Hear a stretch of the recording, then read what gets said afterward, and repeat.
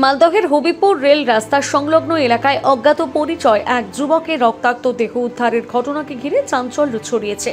বৃহস্পতিবার সকালে Bulbulchandi rail station সংলগ্ন এলাকা থেকে দেহটি উদ্ধার করে পুলিশ। ঘটনাকে কেন্দ্র করে এলাকায় রহস্যের দানা বেঁধেছে।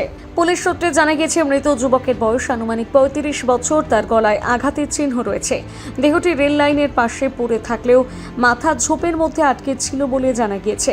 প্রাথমিক তদন্তে পুলিশ ও স্থানীয়দের অনুমান এটি খুনের ঘটনা হতে পারে।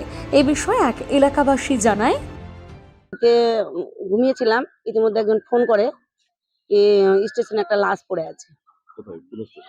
আমাদের rail station, Bulbulchandi rail station প্ল্যাটফর্মের উপরে। জানতে পেরে আমি আসলাম, এসে দেখি কি মৃতদেহ একটা আছে, অর্ধেকটা দেখতে পাচ্ছি আর অর্ধেকটা দেখতে পাচ্ছি না। তো আমরা বুঝতে পারিনি, থানাকে ফোন করলাম, আইসি সাহেবকে ফোন করার পর ওইখান থেকে প্রশাসন থেকে লোক আসলো। আসার পর লাশটাকে বের করলো। তাতে দেখা গেল গলা একটু কাটা আছে। আমার মনে হয় কি এটা পরিকল্পনাভাবে মার্ডার হয়েছে। মানে বাইরের এখনো চিনতে পারিনি। কেউ চিনতে পারেনি? না, এখনো চিনতে পারিনি। আমি চাইছি রেল স্টেশনে এরকম অনেক রকম কাজ হয়, কারণ এখানে জুয়া খেলা হয়, মদের ঠ্যাক হয়। এখানে যদি একটা সিসিটিভি ক্যামেরা দেয়, আমার মনে হয় খুব ভালো হয়।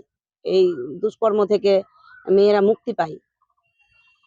এখানে কি মানে বাজে কাজকর্ম চলে? হ্যাঁ, প্রতিনিয়ত চলতেই থাকে। খবর পেয়ে ঘটনাস্থলে পৌঁছয় হবিপুর থানার পুলিশ। দেহটি উদ্ধার করে ময়না তদন্তের জন্য মালদহ মেডিকেল কলেজ ও হাসপাতালে পাঠানো হয়েছে। মৃতের পরিচয় জানার চেষ্টা চালাচ্ছে পুলিশ। মালদা থেকে পরিতোষ সরকারের প্রতিবেদন, নিউজ টুডে।